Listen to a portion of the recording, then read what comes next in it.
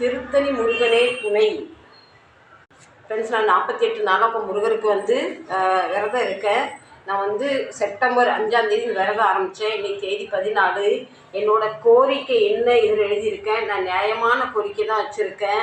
நான் கடவுள்கிட்ட இத்தனை நாள் கேட்டதுக்கு அவர் சொன்னார், உனக்கு பொருள் வேணும்னா நீ எனக்காக இதை செய்யணும்னு சொல்லி என்னை உணர்த்தினார். இது எத்தனை பேர் நம்புவீங்கன்னா தெரியாது.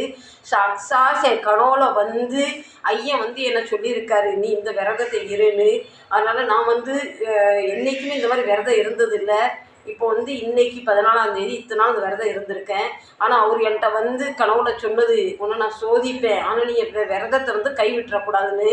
அதே மாதிரி எனக்கு சோதனை வந்துட்டு அந்த சோதனை விட்டுட்டு அவர் என்கிட்ட என்ன சொன்னார் அதை நான் சொல்கிறேன்.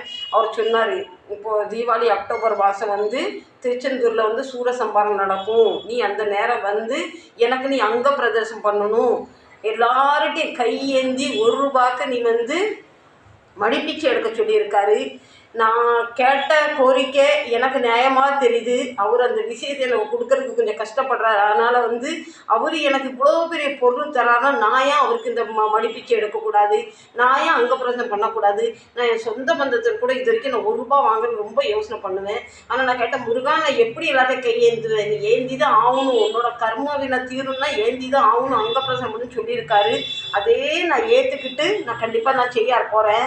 பின்ன இன்னொன்று அவர் சொன்னார், நீ இந்த விரதம் இருக்க காலத்தில் உனக்கு சோதனை வரும், நீ இந்த 48 நாள் கடந்து வரணும். அதே மாதிரி எனக்கு சோதனை வந்துட்டு, சோதனை பெரிய சோதனை. அந்த சோதனையில் என் உயிர் போகுமா இல்லை என் மானம் போகுமான்னு தெரியல.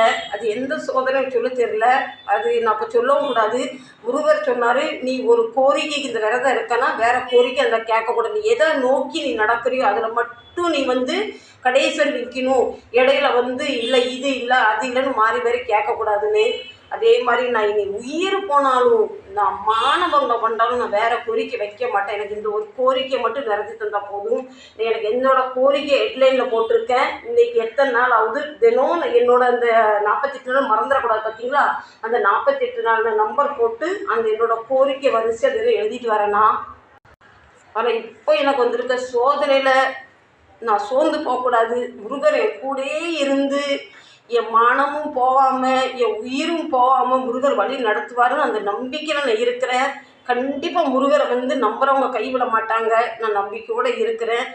எனக்கு கண்டிப்பாக ஆண்டவர் என்னை வழி நடத்துவார், அந்த நம்பிக்கையோடு இருக்கேன். கண்டிப்பாக சூரசம்பாரத்தில் போய் நான் மடிப்பிச்சை எடுத்து அங்கப்பிரதம் செஞ்சு என் விரதத்தை பூர்த்தி பண்ணுவேன்.